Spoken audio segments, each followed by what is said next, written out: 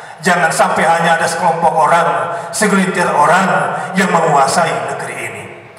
Dan termasuk oligarki tidak dibenarkan.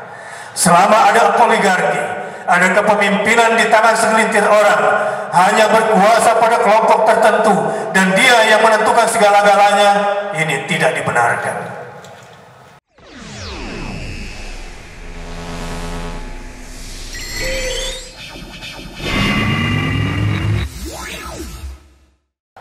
Alhamdulillahilladzi lam yattakhidh walada wa lam yakul lahu syarikun fil mulk wa lam yakul lahu waliyyun minadh dhul.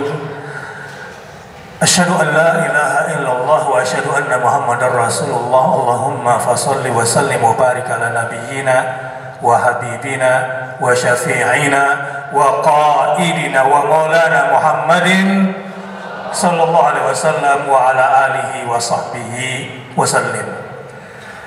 Yang saya hormati para ajengan, para kiai, para asatidz dan sahabat-sahabat seperjuangan saya dan masyayikh semua yang tidak saya sebutkan. Semoga persatuan kita, persatuan Indonesia di hari kemerdekaan yang berbahagia ini kita isi dengan Al-Quran, membuat energi bersatu kita semakin kuat dan semakin dikuatkan oleh Allah Subhanahu wa Ta'ala. Amin ya Rabbal Alamin. Indonesia ini merdeka penuh dengan darah dan nyawa. Kalau kita buka buminya, kita belah bumi Indonesia ini, bersimbah darah para syuhada. Teriakan-teriakan merdeka dan pekik-pekik takbir tercatat dalam pita suara yang tidak akan pernah hilang selamanya, dan hidup mereka tetap menggema sampai hari ini. Kita memang pendatang baru di dunia ini, tetapi kita datang dan tinggal di Indonesia ini tidak begitu saja. Ini adalah hasil kerja keras, hasil pengorbanan, hasil perjuangan, berbagai macam bentuk penindasan mereka alami, penistaan, pengusiran, pemerkosaan, bahkan sampai kepada pembunuhan dengan berbagai macam bentuk kekejian. Kita yang hadir pada hari ini di dunia, pendatang baru yang tinggal menikmati hasil jerih payah, hasil paras keringat, hasil tumpah darah para pendahulu kita. Adalah tidak elok kalau kemudian kita lupa kepada jasa-jasa mereka. Tidaklah pantas kalau kemudian kita lupa pada perjuangan mereka. Adalah hina kalau kita tidak berterima kasih kepada arwah para pahlawan. Adalah sangat hina rasanya kalau kita tidak bersyukur kepada Allah Azza wa Jalla yang sudah memberikan kenikmatan yang begini besar. A'udzu billahi minasyaitonir rajim. Bismillahirrahmanirrahim. Idza jaa nasrullahi wal fath. Telah datang dan selalu datang pertolongan Allah Subhanahu wa Ta'ala, dan sudah disiapkan futuhat, tempat-tempat di mana kamu bisa berdiri tegak dengan bebas, tempat-tempat di mana kamu bisa berpikir dengan merdeka.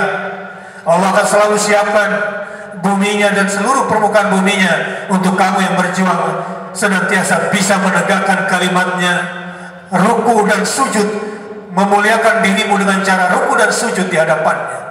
Selama kamu menjadi penduduk satu negeri yang pandai berterima kasih, yang pandai bersyukur kepada Allah setelah berterima kasih kepada makhluk yang telah mendahului kita.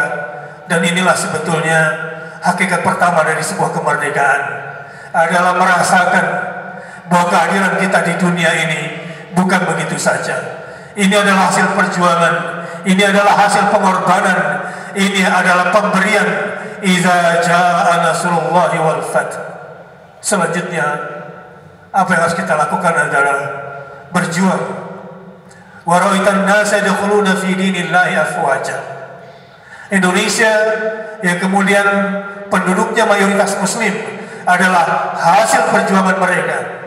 Entah apa jadinya kalau kita tidak menjadi orang Islam.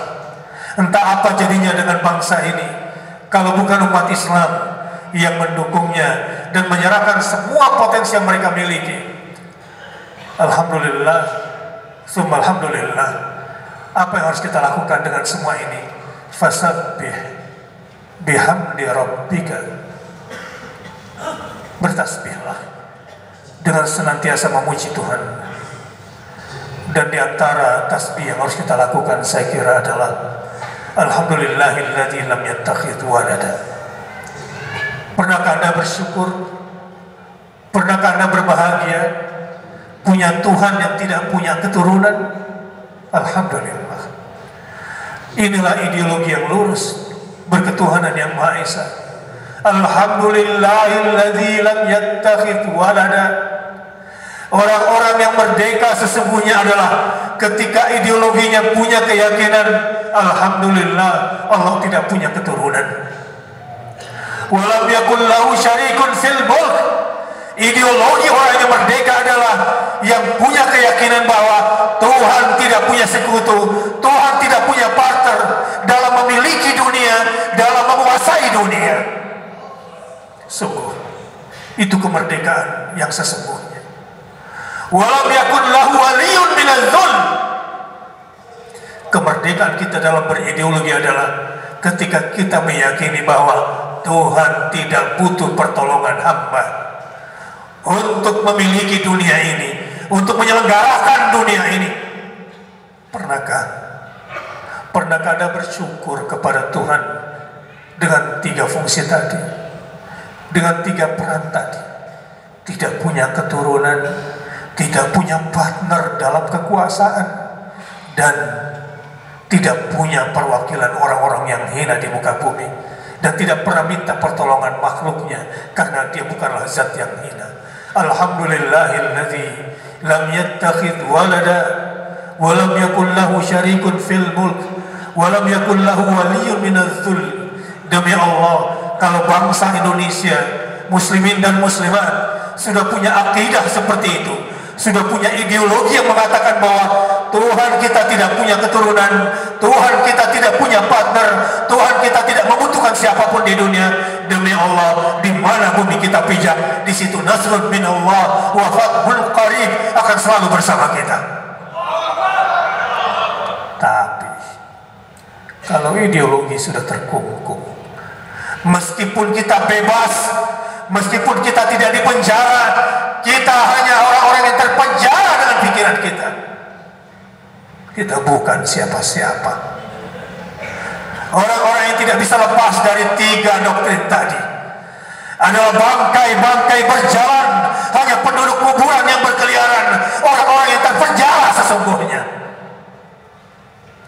Bebaskan diri kita dari berbagai macam bentuk penindasan pemikiran, dari berbagai macam bentuk penindasan ideologi, dari berbagai macam bentuk penindasan kemanusiaan atas nama kekuasaan. Inilah manusia merdeka sesungguhnya. Atas dasar itulah Allah berkehendak menurunkan sang Rasul bersama kitab sucinya. Alhamdulillahilladzi anzala ala abdihil kitab wa lam yaj'al lahu iwaja qayyima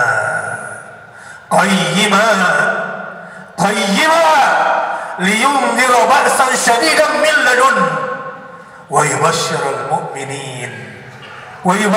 mu'minin alladzina ya'maluna as-salihati anna lahum ajran hasana makithina fihi abada wa yunziru alladzina qalu ittakhadha Allahu walada ma lahum bihi min ilmin wala li abaihim. Saudara-saudara, itu kenapa kita diminta membaca surah Al-Kahf minimal 10 ayat itu. sehingga kita tidak mungkin bisa ditindas oleh siapapun, bahkan makhluk sedahsyat Dajjal sekalipun.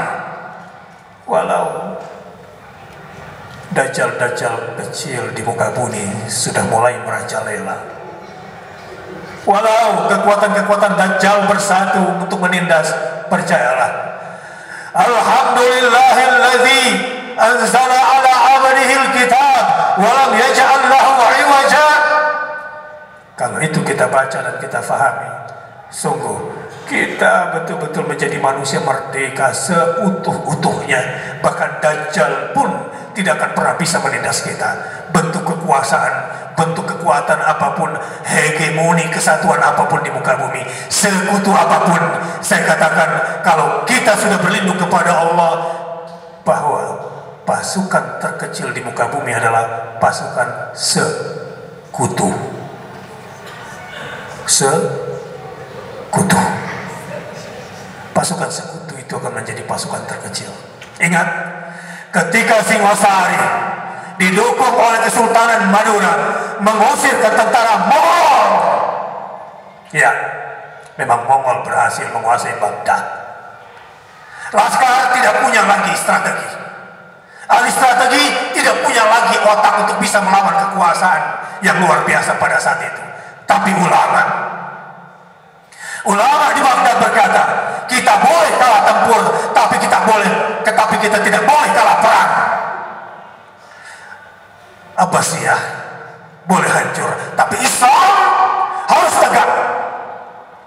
Mereka masuk, pada akhirnya Islam berkembang seperti yang diceritakan tadi sampai ke Asia Tengah keseluruhannya. Takbir. Begitulah jiwa-jiwa para ulama yang merdeka. Begitulah jiwa-jiwa suci yang dimerdekakan oleh Allah Subhanahu wa Ta'ala untuk Indonesiaku, untuk Indonesia kita, untuk Indonesia bagi semuanya. Kita sudah punya pegangan dalam Undang-Undang Dasar, di pembukaannya juga disebutkan bahwa kenapa harus ada Indonesia dan kenapa Indonesia dimerdekakan oleh Allah. Para pendiri bangsa sudah sepakat bahwa negara harus melindungi segenap bangsa Indonesia dan seluruh tumpah darah Indonesia. Negara harus melindungi segenap bangsa Indonesia. Bangsa Indonesia lahir pada tanggal 28 Oktober 1928. Kami putra putri Indonesia, ada yang redaksinya mengaku berbangsa satu, bangsa Indonesia. Tapi saat itu bangsa Indonesia belum merdeka. Setelah dilahirkan pada tanggal 28 Oktober, bangsa Indonesia merdeka pada tanggal 17 Agustus. Proklamasi kami, bangsa Indonesia, dengan ini menyatakan kemerdekaan Indonesia. Ya, kami bangsa Indonesia dengan ini menyatakan kemerdekaan Indonesia. Dan seterusnya. 72 tahun yang lalu, 17 Agustus, walau ada yang mengancam-ngancam pada tanggal 18 Agustus untuk keluar dari negara Kesatuan Republik Indonesia, tapi Allah Subhanahu wa Ta'ala, Alhamdulillah, setelah diproklamasikan dengan berbagai macam ancaman, baru 1 hari merdeka, ada ancaman pada tanggal 18 Agustus yang ingin memisahkan diri mereka dari Republik Indonesia. Tapi percayalah, umat Islam yang cinta tanah air, umat Islam yang cinta Indonesia, umat Islam yang cinta persatuan, umat Islam yang cinta Indonesia, menjaga keutuhan ini. Alhamdulillah, sampai hari ini, walau mereka hendak memisahkan diri dari negara Kesatuan Republik Indonesia, umat Islam sampai hari ini membuktikan toleransinya. Saudara, tugas negara yang berikutnya adalah dan melindungi seluruh tumpah darah Indonesia. Saya terkesima memahami kata-kata seluruh tumpah darah Indonesia. Ada yang tumpah darah, ada darah tertumpah, ada darah tersimbah. Tidak boleh ada satupun orang yang hidup di Indonesia, sedangkan dia bangsa Indonesia, di atas tumpah darah Indonesia, yang tidak terlindungi hak-haknya. Ini adalah kewajiban kita semua, dan kita harus rela bahkan sampai tetes darah penghabisan menjaga kemerdekaan Republik Indonesia. Dan untuk memajukan kesejahteraan umum, jangan hanya sekelompok orang seperti saat ini terjadi. Memajukan kesejahteraan umum, sekali lagi, ini adalah kewajiban negara, dan ini adalah kewajiban kita semua bersama-sama. Jangan sampai hanya ada sekelompok orang, segelintir orang yang menguasai negeri ini, dan termasuk oligarki. Tidak dibenarkan. Selama ada oligarki, ada kepemimpinan di tangan segelintir orang, hanya berkuasa pada kelompok tertentu, dan dia yang menentukan segala-galanya, ini tidak dibenarkan. Adalah juga tugas negara mencerdaskan kehidupan bangsa. Seandainya negeri ini diatur dengan baik, saya yakin semua yang kuliah S1, S2, dan S3 gratis semuanya. Pasti cukup. Dan harus dengan pendidikan yang tinggi kalau bangsa ini ingin tegak lehernya di hadapan negara-negara lain. Di Indonesia sayangnya alumni pendidikan tinggi hanya 20% saja. Bagaimana mungkin Indonesia bisa tegak kalau sarjana-sarjana hanya berjumlah 20%? Indonesia akan tegak di muka bumi kalau kita semua mendapatkan kesempatan yang sama untuk menikmati pendidikan dari tingkatan paling rendah sampai tingkatan paling tinggi. Karenanya saya akan berjuang, dan kita semua harus berjuang, bahwa pendidikan di Indonesia minimal harus ditangkan oleh negara seperti negara-negara yang maju. Ada loan buat mahasiswa S1, S2, S3, harusnya diberikan kesempatan. Setelah itu mereka yang bekerja dan boleh potong gajinya sebagai pengganti beasiswanya selama ini. Tidak boleh lagi ada orang Indonesia yang tamat SMP, tamat SMU. Tidak, orang Indonesia semuanya harus tamat perguruan tinggi, dan ini tanggung jawab negara. Dan Indonesia bisa, dan masyarakat Indonesia cerdas insya Allah. Setuju? Takbir. Dan tentu ikut melaksanakan ketertiban dunia berdasarkan kemerdekaan, perdamaian abadi, dan keadilan sosial dengan berdasarkan kepada 5 sila itu. Palestina belum merdeka. Baitul Maqdis masih dikuasai Zionis. Al-Aqsa bahkan sempat ditutup. Mungkin Anda pernah dengar pameo selama ini. Yahudi hanya takut kalau sholat subuh umat Islam sudah seperti sholat Jumat. Ketika Masjidil Aqsa ditutup, 30.000 jamaah berdesak-desakan di jalan-jalan, dan itu belum pernah terjadi sebelumnya. 40.000 orang lain lagi diblokade di tempat-tempat terpisah. Mereka tidak bergerak dari sholat subuh.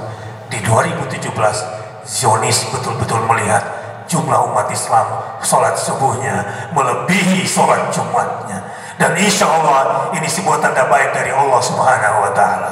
Allahu Akbar. Insya Allah umat Islam akan membawa kejayaan Islam ke muka bumi, dan mudah-mudahan Indonesia sebagai lokomotifnya. Insya Allah ketertiban dunia akan terjadi kalau umat Islam bangkit dan berjaya di muka bumi. Saudara-saudara, di hari yang penuh berbahagia ini, pada tanggal 17 Agustus ini, mudah-mudahan hati kita disatukan oleh Allah Subhanahu wa Ta'ala. Pemikiran kita juga disatukan oleh Allah Subhanahu wa Ta'ala, sehingga langkah kita juga disatukan oleh Allah Azza wa Jalla.